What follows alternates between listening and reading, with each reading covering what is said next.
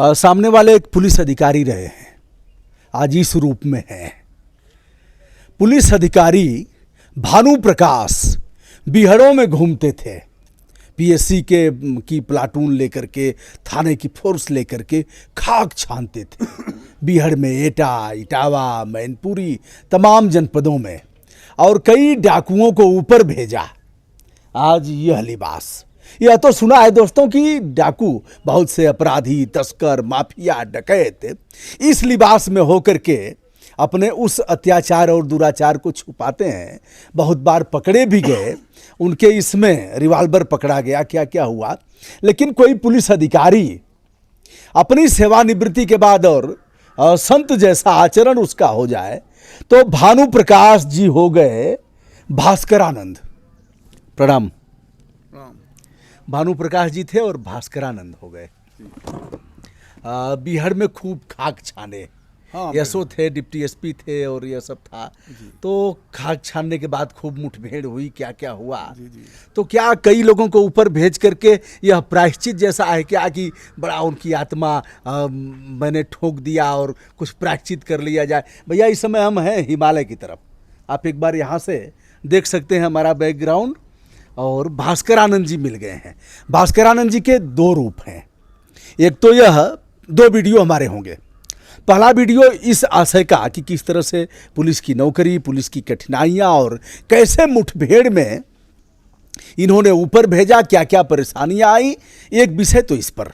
दूसरा विषय ये आयुर्वेदाचार्य भी हैं और यह शोध संस्थान है देहरादून का थानो। यहाँ से ऋषिकेश बगल में ही है, हरिद्वार और मसूरी, और एक तरह से यूं कहा जाए कि यह हिमालय के सभी तीर्थों का गेटवे है जी। क्यों सर? जी बिल्कुल। और ऑक्सीजन का यह जोन है जी, this is zone of oxygen zone. तो अब हम चलते हैं, हम इस समय भानु प्रकाश जी से बात कर रहे हैं कि भास्करानंद जी से? जिससे आप बात करना चाहें वो बात करेंगे जी। हाँ, तो क्या दोनों रूप में है कि इस समय एक ही रूप में आप हैं? अब तो मैं स्वामी भास्करानंद के रूप में हूँ। स्वामी भास्करानंद जी से ही हम बात करेंगे जी। किंतु जब यह भानु प्रकाश थे तब की हम बात करते हैं। तो पहला चरण हमारा पुलिस विभाग में नौकरी, और किस तरह से आज पुलिसिंग को क्या चाहते हैं, और उस समय पुलिस कैसी थी, आज कैसी है, और पुलिस के प्रति लोगों की का चिढ़ क्यों है, एक विषय तो इन सब परिप्रेक्ष्य में रहेगा। दूसरा, तमाम असाध्य रोगों का इलाज इन्होंने किया है, बड़े बड़े एम्स से भी लौट करके मरीज आए हैं, और ऐसे असाध्य रोगों का इलाज इस शोध संस्थान ने करके उन्हें जीवन दान दिया है। तो ऐसा भी है। तो पहला वीडियो हमारा पुलिस अधिकारी के रूप में, हम भानु प्रकाश जी के रूप में आपको इस समय देख रहे हैं, और बीहड़ में हम चल रहे हैं, एटा, इटावा, मैनपुरी और वह सब। मैंने भी बीहड़ का कुछ जा करके डाकुओं का भी किया था जो जिंदा हैं, कुछ का और करना है। तो यह सब मैंने देखा, बीहड़ का उबड़ खाबड़ और वह जंगल। और चलिए साहब, आपने अभी कहा जी कि हमने बहुत इनकाउंटर किए, बदमाशों को मारा जी, तो क्या ये महात्मा का रूप लेके प्रयासित है जी? तो इस संबंध में आपको बताना चाहता हूँ जी। योगः कर्मसु कौशलम जी। योग कहते हैं कर्म के कौशल से योग बनता है जी। योग कर्म का कौशल है जी। कौशल का मतलब है कि पूरी तन्मयता, पूरी दक्षता, पूरी योग्यता और पूरी ताकत से उस काम को करना जो उसे सौंपा गया है जी, और उसके लिए समर्पित होना। तो मैं पुलिस विभाग में था जी। मेरी ड्यूटी थी लोगों का सेवा जी। सेवा धर्म, जनता की सेवा करना ये धर्म था पुलिस में रहते हुए भी, क्योंकि पुलिस कुछ तनख्वाह मिलती है, वो पब्लिक के टैक्स से ही मिलती है, तो वास्तव में पब्लिक मालिक है, पुलिस नौकर है। तो यह बात उस समय भी मानते थे आप? मानते थे, तभी मैंने किया। अच्छा। ये हमारे डीआईजी थे उस वक्त, बीपी सिंगल साहब ने ट्रेनिंग कॉलेज में हमें ये बताई थी कि पुलिस सेवक है और जनता मालिक है। तो वो बात मेरे ध्यान में उस वक्त थी, और उसी के संदर्भ में, और नौकरी के दरमियान भी रही बात, आज भी है जी। तो उस वक्त हमने जब जनता की असुरक्षा देखा, जनता की परेशानियां तरह तरह कर रही थी, वहाँ गैंग घूमते थे और डकैती, मर्डर करते थे, बहुत सी विधवाएं हो जाती थी, भाई बहन हो जाती थी, इस तरह से डकैती के दौरान मारे जाते थे।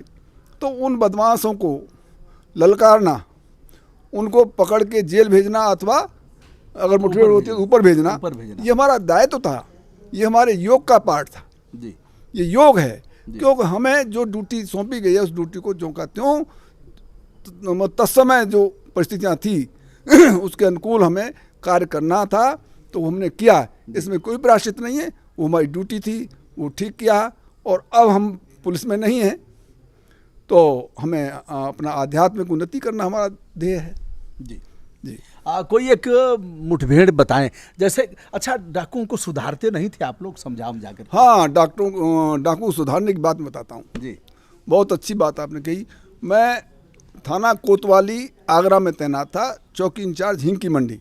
जी तो वहाँ एक चोर था, इस पर 40 केस थे। वो चुराता था बारातों में, बारात घुस जाता था अच्छे कपड़े पहन करके, और घराती समझते, बराती समझते, वो सूटकेस को ले जाता था जिसमें उनके गहने और पैसा होता था। अच्छा, इतना खतरनाक था, बहुत छोटा था, उसे चूहा कहते थे उस बदमाश को। तो एक दिन मैंने उसे पकड़ा। वो उस वक्त सिनेमा का टिकट खरीद रहा था। पकड़ के मैंने लाया, उसे पीटा और उसे इंट्रोगेशन किया कि तेने कौन कौन से अपराध किए। जी वांटेड था हमारे यहाँ। जी अच्छा, आप कह रहे हैं पीटा। हाँ। पीटना जायज तो नहीं था, लेकिन उस समय की परिस्थितियों के अनुकूल जी हम इन छोटी मोटी बातों को ध्यान नहीं देते थे, जी जो बात थी उस वक्त। जी खैर, तो हमने क्या कील उल आप भी लोग ठोकते थे? ना, कील नहीं ठोकते और थे। नाखून उखाड़ लेते उसे थे? तो प्रताड़ना करते थे, बस ठोका ठाकी नहीं होगा यहाँ बेलन चला देते थे? नहीं, ऐसा नहीं था। हाँ। ऐसा कुछ नहीं था, लेकिन जो जैसा बदमाश वैसा उस साथ कार्रवाई होती थी, जैसा अपराधी। तो उससे हमने पूछा, भाई तू ये अपराध क्यों करता है? जी तो उसने बड़ी विचित्र बात कही कि साहब मैं अगर बताऊंगा तो आप मुझे मारेंगे। हम नहीं मारेंगे, बता। तो उसने बताया कि साहब मुझसे पुलिस कराती है। अच्छा। मैं बोला, मैं पुलिस इस चौकी का इंचार्ज हूँ जहाँ तू रहता है और जहाँ तू वारदात करता है, तो मैं तो तुझसे कभी नहीं कहा कि तू चोरी कर या बदमाशी कर, तू ऐसा क्यों कहता है? बोला, साहब ऐसे नहीं, मैंने वास्तविक तो 26 वो चोरी की हैं जी, लेकिन मुझ पर 40 केस हैं। ये सब 40 केस जो हैं मुझ पर फर्जी हैं जी। तो इनके लिए मुझे अदालत में वकील करना है, केस लड़ना है। ये पैसा कहाँ से लाऊंगा? मेरे पास कोई दुकान नहीं, कोई नौकरी नहीं, कोई खेत नहीं, कोई व्यापार नहीं। अगर ये मेरी व्यवस्था करा दी है, मैं छोड़ दूंगा। कौन चाहता है ऐसा काम करना? ये बात मुझे समझ में आई। तो मैंने कहा, अच्छा तू करना चाहता है कहाँ? तो मैं, तू ये कोतवाली के पीछे वो मेन रोड पे जो पुलिया है उस पर वो रख ले तखत, उस पर चाय बेचना शुरू कर। जी। कहता मेरे पास पैसे नहीं है। तो मैंने कहा, तेरे पास टिकट लेने के पैसे हैं? मैंने अपनी जेब से उस वक्त उसे 150 रुपये दिए। जी। मैं कर तू काम। उसने चाय बेची, वो काम करने लगा, और उसने इतना सम्मान मुझे दिया उस वक्त कि जब मैं वहाँ से गश्त के लिए निकलता था तो उठ के मेरे पैर छूता था और सबके सामने तारीफ करता था कि साहब मेरी ज़िंदगी बना दी। और वास्तव में सुधर गया, उसने अपराध छोड़ दिया। जी। और इसके बाद जब मेरा वहाँ से ट्रांसफ़र हो गया तो देखा ना वो तखत था ना वो बदमाश था। अब किसने, पुलिस ने बंद किया, कैसे किया? देखिए, पुलिस का एक मानवीय पक्ष और दूसरा खूंखार पक्ष, दोनों का आपने विवेचन किया और दोनों जो घटना घटित हुई उसको बताया। अगर एक दो मामले में कोई युवा, कोई आदमी वांछित हो जाता है तो पुलिस बार बार उसे उस केस में डालती है, छुरा में डालेगी, कट्टा में डालेगी, और यह कहेगी चल तू 2-4 किया है ना, अब मेरे लिए कर। ऊपर से भी आता है क्या कि केस दिखाओ? नहीं, ऊपर से कुछ नहीं आता, लेकिन हमारा मुख्य ध्येय रहता है जनता को सुरक्षित रखना। जी। अब वो हाथ आता नहीं है, चोरी बदमाशी लगातार करता जा रहा है, गवाही नहीं दे रहे हैं, वादी सपोर्ट नहीं कर रहा है, न्यायालय भी मदद नहीं कर रही है। तो क्या आप जब चले आए तो फिर उसकी तखत उखाड़ दी गई होगी और फिर उसी में हुआ? अब पता नहीं उसे जेल भेज दिया गया या क्या हुआ, या मैं नहीं जानता उसके बारे में। सुधरना भी चाहोगे बेटा तो सुधरने का मौका नहीं मिलेगा। यदि भानु प्रकाश जी जैसे लोग रहेंगे तो सुधरने का मौका मिल सकता है, अन्यथा इसलिए ऐसे अपराध की तरफ भूल करके भी ध्यान मत देना। यही कहना चाहेंगे? एक बात और मैं बताऊं, बड़ी शानदार बात है जी। कि देखिए, न तो सरकार इस पर ध्यान दे रही है, जी। न न्यायालय ध्यान दे रही है, न समाज ध्यान दे रहा है। भाई हमें उसके मूल में जाना चाहिए, अपराधी के। अपराधी अपराध क्यों कर रहा है? जी। अपराध या तो बेरोजगार है, या अपराध इतना गरीब है कि वो अपनी गरीबी की वजह से मजबूरन कर रहा है, जी। या वो गलत संगति में है। जी। बहुत से कारण हैं, हमें उन कारणों पर काम करना चाहिए। पुलिस उसको पकड़ के मार के बंद कर देती है, ये कोई इलाज नहीं है। जी। लोग समझते हैं इस अपराध रुकेगा, इससे अपराध नहीं रुकेगा। वहाँ तो और ट्रेनिंग होती है जेल में। सर सुधार को कारागार सुधारगिरी कर दिया गया है कारागार को, यानी सुधारो, जेल में भी सुधार करो उनका। वहाँ ये तो संभव उससे पहले क्यों नहीं सुधारते हैं? जैसे कुछ इस तरह का हो कि उनके प्रशिक्षण हो, उनके फंडामेंटल ड्यूटी की बात की जाए और पुलिस अधिकारी छात्रों के बीच जाए, महिलाओं के बीच जाए, जाकर के संवाद स्थापित करें और काउंसलिंग हो इस तरह से। ये बहुत शानदार बात आपने कही, यही मैं कहना चाह रहा था। उनकी काउंसलिंग हो और हमारी एजुकेशन में व्यवस्था हो, मॉरल एजुकेशन डेवलप हो। अब ये बहुत लंबे समय के बाद थोड़ा सा सुधार हो रहा है मॉरल एजुकेशन में, वरना तो 70 साल से वो मुसलमानों का इतिहास पढ़ाया गया और हमारी जो आध्यात्मिक जो भी अप्रोच थी शिक्षा में वो मिटा दी गई। तो अब धीरे धीरे वो बात आ रही है, लोग समझेंगे, उनको थोड़ा आध्यात्मिक होंगे वो माँ बाप के प्रति, समाज के प्रति, गुरुओं के प्रति जब उनकी श्रद्धा बनेगी, उनको विश्वास करेंगे, विश्वास के अनुकूल चलेंगे तो सुधार होगा। अच्छा सर, कोई मुठभेड़ जैसे अब हमने यमुना को भी देखा बीहड़, और हमने चंबल का भी बीहड़ देखा, दोनों नदियों को। चंबल में खूब घड़ियाल आपको मिलेंगे खूब, और चंबल का जो संगम है यमुना और संगम का, वहाँ एक मंदिर है इटावा में एक मंदिर है जी। हाँ, उस मंदिर पर भी हमने देखा जाकर के डकैत आते थे, पूजा वूजा करते थे, एक तरफ पुलिस जाती थी, दूसरे तरफ भागते थे। एक किला भी है बगल में, उसको भी हमने देखा, हतवंत का किला। हाँ जी हाँ। तो क्या कभी कोई मुठभेड़, अरे ऐसे भी तो होता था कि पकड़ो और ठोंक दो, इनकार नहीं किया जा सकता, हम पूछेंगे नहीं कोई मामला, कोई सीधा मुठभेड़ आप बताइए कि आमने सामने पुलिस और डकैत हो और गोलियां चली हो उसमें? ऐसा हुआ है, मेरे साथ ही हुआ है। मैं ऐसो जैतपुर था सन 1983 में जी। तो उस वक्त 7 गैंग मूवमेंट कर रहे थे वहाँ, जिसमें सबसे बड़ा गैंग लीडर था विनोदा और उसके पास एक लेडी थी गीता बदमाश, जो जेल से छुड़ा के भाग गया था वो। अच्छा। पुलिस वालों से जी। तो उससे हमारी मुठभेड़ हुई थी। अब अफसोस ये होता है उस मुठभेड़ में बिल्कुल रियल मुठभेड़ हुई जी, लेकिन वहाँ डीजीपी उसी क्षेत्र के रहने वाले थे। किन्हीं लोगों ने ये फर्जी बात उड़ा दी कि साहब वो बदमाश जो मारा गया जी, वो मारा तो मल्लाहों ने था, पुलिस ने नाम ले लिया जी, जब हकीकत ये थी कि सिविल पुलिस और पीएसी के जॉइंट ऑपरेशन में वो बदमाश मारा गया था। नेतृत्व आप कर रहे थे? मैं ही नेतृत्व कर रहा था, मेरे सामने मारा गया था। एक चीज बताइए सर, गिरोह में कितने लोग रहे होंगे उसके? उस वक्त जिस वक्त मुठभेड़ हुई थी करीब 10-12 बदमाश थे। या काउंटर क्वेश्चन हमारा होगा। हाँ, 12 बदमाश करीब 12 बदमाश थे। आपकी टीम में कितने लोग? मेरी टीम में करीब 17 तो पुलिस वाले थे और 19 पीएससी वाले थे। अच्छा, भारी आपकी संख्या उनसे गुने से ढाई गुना ज्यादा थी। तो मुठभेड़ में जो सरगना था वही मारा गया और कोई नहीं मारा गया, ऐसे कैसे होगा? हाँ, ये बात मुझसे डीजीपी साहब ने मेरा क्वेश्चन नोटिस दिया था जी, लेकिन अफसोस ये है कि सच्चाई को लोग स्वीकार ही नहीं करते। कैसे मारा गया? हाँ, वो मारा ऐसे गया था कि जिस टेकरी पे वो रुके हुए थे जमुना के किनारे। टेकरी क्या होता है? टेकरी होती है ये जो कटाव हो जाता है तो वहाँ बहुत बड़े टीले हो जाते हैं, टीले जी, कंक्रीट के, उसमें झाड़ वगैरह हर्ब्स होती हैं मिट्टी के तो उन पर टीले से बन जाते हैं, उन पर पेड़ पौधे उगाते हैं। तो एक टीला ऊंचा सा था जो बिल्कुल नज़दीक था, उस जमुना के किनारे पे ही था। तो हमने सोचा ऐसे बदमाश होंगे। मैं सोच ही पा रहा था कि मेरा जो टीम थी सिविल पुलिस की उसके नीचे पहुंच गई। अच्छा। पुलिस को नहीं मालूम था कि बदमाश हैं यहाँ, लेकिन उनके संतरी ने जब पुलिस नज़दीक पहुंच गई, जो सिविल का क्लोथ में थी, अच्छा, जब देखा कि सब राइफलधारी तो पुलिस है, तो उसने फायर कर दिया जी। तब हमारी पुलिस को पता लगा। उस वक्त हमारे पास कोई मुखबिर नहीं था, कोई सूचना नहीं थी, अचानक मुठभेड़ हुई थी जी। तो मेरे पीछे जो पीएससी वाले चल रहे थे, मैंने उनको इशारा करके बेहड़ में कुदा दिया। इधर से जमुना किनारे पर सिविल पुलिस थी, बीच में वो आ गए और दोनों तरफ से गोलियां चली। वास्तव में मैं तो उस बदमाश को बहुत बहादुर मानता हूँ कि उसने इतनी फोर्स के बावजूद, इतनी गोलियों के बावजूद भी जी, और इतनी अच्छी पोजीशन पुलिस होते हुए भी उसने अपने पूरे गैंग को निकाल दिया। अच्छा। और खुद नेतृत्व करता रहा टीले पे खड़े होकर के। अच्छा। और सब उसके गैंग के निकल गए और हम लोग फायर भी करते रहे, लेकिन हमारा सौभाग्य था, उनका दुर्भाग्य था। लास्ट मोमेंट पर हमारे किसी पीएससी वाले की या सिविल पुलिस वाले की किसी की गोली उसमें लगी और वो धराशायी हो गया था।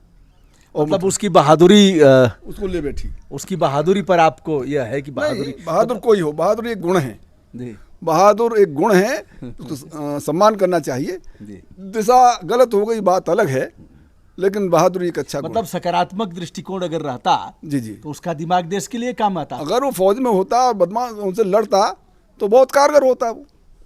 वाह। तो दिशा गलत रही बस, बाकी तो बहादुर ही था।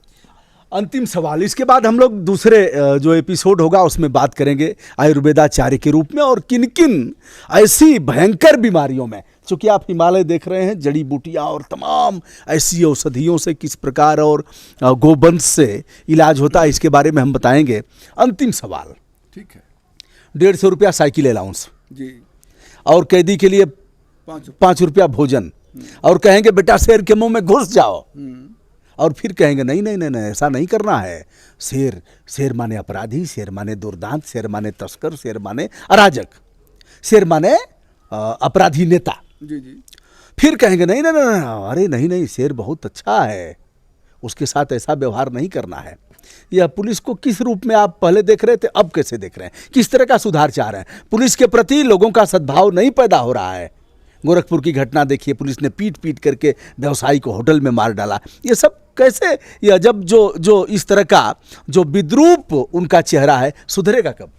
देखिए जो पहले के अधिकारी थे पुलिस के जी वो बड़े चरित्रवान और सिद्धांतवादी थे। जी, वो पुलिस को ट्यून्ड करते थे, वो अपने लिए कुछ नहीं करते थे, वो जनता की सेवा के लिए, जनता की रक्षा के लिए काम करते थे, और पुलिस के बड़े अधिकारी सपोर्ट करते थे। जी, बहुत सी परेशानियां आईं, जैसे उनको उस वक्त वेतन भी कम था, जी, पोस्टमार्टम के पैसे नहीं मिलते थे, खाना खुराक के पैसे नहीं मिलते थे, आज भी नहीं मिलता है। नहीं मिलता है, लाने ले जाने के पैसे नहीं मिलते थे। इसके अलावा जी, नेताओं का दबाव, भ्रष्ट अधिकारियों का दबाव, जनता का दबाव, अपराधियों का दबाव, पत्रकारों का दबाव, न्यायालय का दबाव, जी। ये सब पुलिस के खिलाफ हैं। इसके बावजूद ही पुलिस जिंदा है, ये बड़ी आश्चर्यजनक बात है। और ये पुलिस की एक बहुत बड़ी कर्मठता है कि इन विषम परिस्थितियों में भी आज पुलिस सर्वाइव कर रही है। लेकिन इसके बावजूद भी जो आज की स्थिति है उसमें सुधार की बड़ी आवश्यकता है। क्योंकि जिस वक्त हम पोस्ट पे थे तब और बात थी, अब हम पब्लिक हैं, अब हम थाने में जाते हैं तो हमें दूसरी बातें मालूम पड़ती हैं। FIR न लिखना, पुलिस को धारा 154 CRPC जी, के तहत वो FIR लिखने को बाध्य है। उसकी ये मैंडेटरी और स्टैट्यूटरी ड्यूटी है जी, कि वो FIR लिखे। कोई भी सूचना थाने पे आती है या थाने के अलावा SO को या किसी को दी जाती है तो उसको वो दर्ज करे। जी, अगर नहीं करता है तो पुलिस एक्ट की धारा 29 में उसके खिलाफ भी मुकदमा कायम हो सकता है, उसके खिलाफ भी कार्रवाई हो सकती है। लेकिन इसके बावजूद भी वो मुकदमा नहीं लिखते हैं, लोगों के साथ अच्छा व्यवहार नहीं करते हैं। तो ये ऐसी खराब बातें हैं जो आज हमें महसूस हो रही हैं। उस वक्त हमको पता नहीं लगती थी, हम ऐसा नहीं समझते थे कि ऐसा हो रहा है, लेकिन आज हम जैसी स्थिति में आए हैं तब देख रहे हैं कि कुछ लोग होटल वालों से मिले हैं, उनसे चौथ ले रहे हैं। तो होटल वाले चाहे वहाँ चाहे अय्यासी हो, चाहे शराबबाजी हो, चाहे कुछ भी हो, कोई फ़र्क नहीं पड़ता है। ठेले वाले खड़े हैं, उन्हें हटाने से ट्रैफिक कितना भी जाम हो, पैसे मिल रहे हैं। तो ऐसी बहुत सी बातें हैं जिस पर पुलिस नहीं ध्यान दे रही। आइए दोस्तों, मालिक तो हम हैं, जनता मालिक है, लोकतंत्र की असली मालिक जनता है। टोका टाकी शुरू हो जाए, हस्तक्षेप शुरू हो जाए और गलत को गलत हम कहना शुरू कर दें और अच्छा है तो उसकी प्रशस्ति भी करना हमको चाहिए। यह काम करने की आवश्यकता है। अभी तक यह वीडियो हमारा चल रहा था भानु प्रकाश जी से, जो पुलिस के अधिकारी रहे हैं। अब अगला वीडियो हमारा होगा स्वामी भास्करानंद जी से, जो आयुर्वेदाचार्य हैं और बड़े बड़े रोगों को ठीक किया है। तो दोस्तों, विनम्रता के साथ मैं हूं ब्रजभूषण दुबे, यूट्यूब चैनल ब्रजभूषण मार्कंडेय से। बने रहिए हमारे साथ दूसरे एपिसोड में। बहुत बहुत धन्यवाद।